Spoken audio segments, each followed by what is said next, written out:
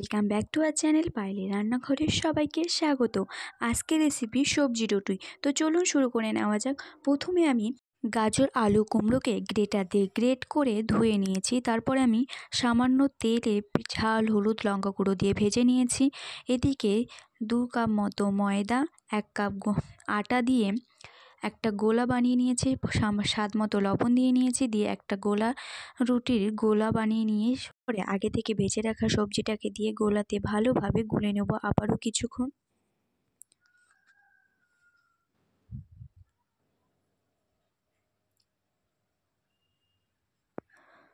গোলাটা ঠিক মতো গুলে নেওয়া হয়ে গেলে একটা তাওয়া বসিয়ে দিয়েছে। তাওয়াটা গরম হয়ে গেলে সামান্য তেল দিয়ে অয়েল ব্রাশ করে দেব। দেওয়ার পরে গোলাটা দিয়ে দেব।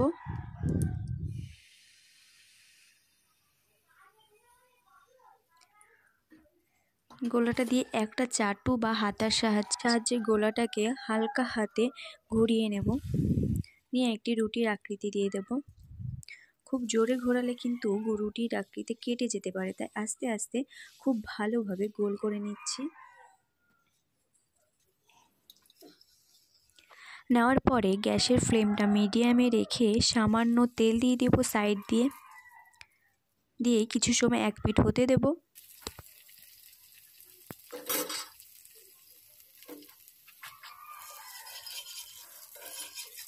এক পিঠ হয়ে গেলে অন্য পিঠটা উল্টে দেব। উল্টে আবারও কিছুটা তেল দিয়ে দেব। দিয়ে খুন্তির সাহায্যে হালকা হাতে চেপে চেপে ভালো করে ভেজে নিতে হবে।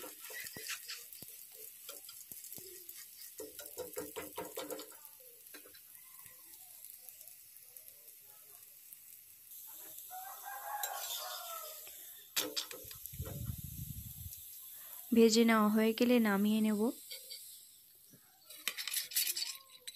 এভাবে বাকি সবজি গোলা রুটিগুলোকে একই রকমভাবে তৈরি করে নেব। এখানে আমি আমার পছন্দসই সবজি দিয়েছি। আপনারা আপনাদের যেমন সবজি পছন্দ করেন দিয়ে এই গোলা রুটিটা কিন্তু বানাতে পারেন।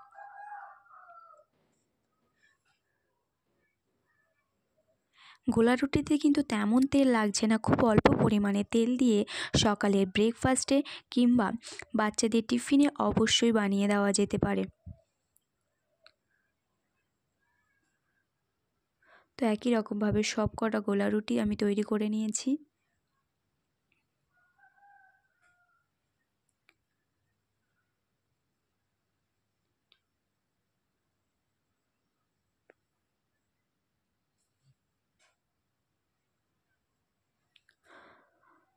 তো ভালো লাগলে চ্যানেলটিকে লাইক, সাবস্ক্রাইব করতে ভুলবেন না।